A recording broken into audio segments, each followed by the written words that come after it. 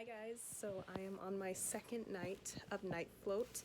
I am suiting up right now in the bunny suits that we got, our very important PPE. So I just received sign out from the day team. I received sign out which is telling what happened during the day and telling me what to do during the night, such as checking up lab values and things like that. So I received sign out on 40 patients. So I have 40 patients that essentially I am to look after, check to make sure that they are stable, and if there's any labs or anything to follow up on, then I have to follow up on that. So they are all coronavirus patients. They all require some various forms of oxygen. Some of them require just a simple nasal cannula, which you put on your nose and they do fine with that, or they require more oxygen, like an oxygen mask that essentially pushes oxygen into their lungs, and some of them even require intubation because the virus is affecting their lungs so much that they're not able to breathe properly on their own.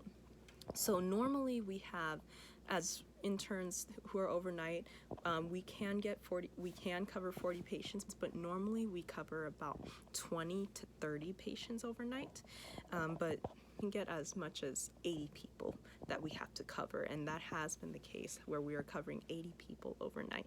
In addition to covering 80 patients, we help with the resident who is admitting patients from the ER. Normally the residents who are admitting the patients overnight, usually they admit about 10 patients, 10 on a busy day. On a very crazy day, they would admit 20 patients, but now they have 60 patients that they have to admit because they're all coronavirus, either confirmed or ruled out, so it's not safe for them to go back home because they require oxygen. And because of that, they have to wait for a bed, but our whole hospital is full. Our hospital has about 500 beds and every single person has coronavirus, so they are unfortunately waiting for a bed and have to be treated in the emergency room in the meantime. So those 60 patients that are waiting for admissions to be admitted upstairs, they're divided amongst 4 residents, and the interns like me, we help with those admissions. So in addition to the 40 to 80 patients that we could cover, we have to help with the 60 who are being admitted and waiting for a bed. So it is pretty busy, to say the least.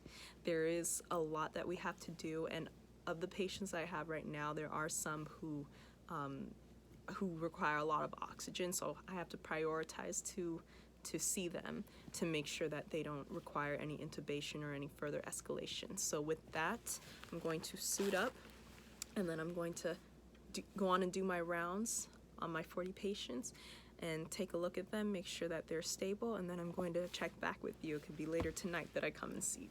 So I'll see you in a little bit. It is, let me see what time it is.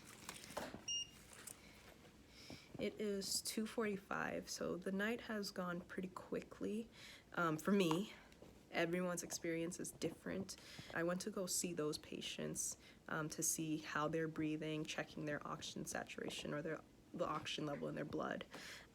So I go do that for these patients. So I saw about 8 of those patients, and they were all over the hospital. So I was walking from the 4th floor, then I went down to the ER, then I went down to the surgical ICU step down. So I've been all over the hospital, MICU, and so yeah, I've been seeing them. A lot of them have been hypoxic, so I've had to adjust their ventilation settings, and thankfully they're stable right now. But the unfortunate thing is anything can change quickly, because unfortunately a lot of these patients have what's called acute respiratory distress syndrome, or ARDS, which is an unfortunate complication of the coronavirus. It just infiltrates the lung sometimes to the point that it cannot recover. So that is what we are keeping an eye on for. In terms of how I look, we now have bunny suits. Thankfully, we have booties on. I have my pair of goggles that I have to keep for the month, because unfortunately we're in short supply, and we get an N95 mask, one N95 mask a shift that we have to reuse during our 12-hour shift. And in order to make it last longer, we have to put a surgical mask over the N95 mask each time we see a patient. So in terms of today and the supplies, we have been getting tremendous donations from the local community, from Hong Kong, the New York Mets, California. My parents were not kind enough to make donations, so we've been getting donations everywhere, which is amazing. So right now, where I am right now, I had just seen my patients. I received one admission, which I had seen and put in the orders for. So now I'm going to see the patients again, the ones that look really sick or need more oxygen. So I'm going to check on them, and I might get more admissions as well. Everyone's night has been different. So, like some of my co-interns, one of them, his floor had 3 deaths, and he also had a patient who needed to be intubated. He had to call the families of the patients who died, because our hospital is not allowing any visitors whatsoever to minimize the spread. So he had to call to them and explain to them that essentially their family member who walked in appeared to look fine. All of a sudden their lung failed, and unfortunately they passed. That's the hardest part, telling that to the family, especially when it happens so quickly and they thought that they were doing well, and it makes sense that it's hard to understand. It's quite a time. It's surreal, because when we come here, we do our jobs the best we can, and then we go home to isolation, essentially, which is necessary. Social distancing is necessary, and self-quarantine is very necessary as well. It has an effect on the virus.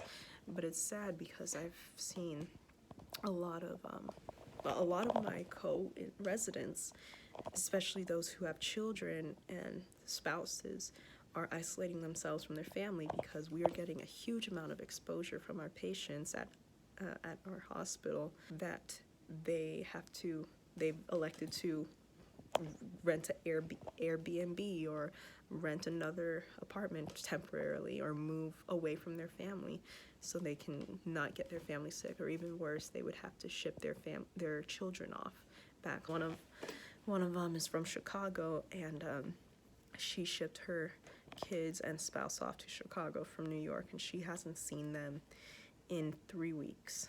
So she hasn't hugged, kissed her children. Her husband thankfully she's been FaceTiming them, but she hasn't been able to do any of those things with her family. And so there is insurmountable amount of sacrifice that is going on from our healthcare workers and my colleagues, and I truly applaud them and thank them for making the sacrifice, and I truly thank people for making the donations as well, because it is helping a lot, and it is nothing that they are supposed to do, but they do it anyway out of gratitude and love, and that's what makes this much more bearable.